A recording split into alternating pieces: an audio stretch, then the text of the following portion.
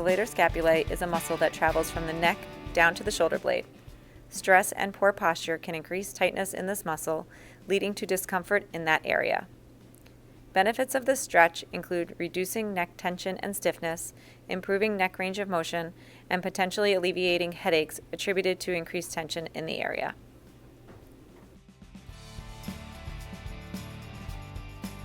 Start in the seated position. Look towards your armpit.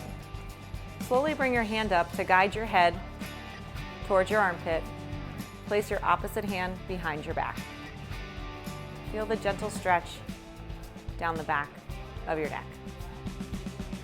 Hold for 30 seconds. Repeat on the other side.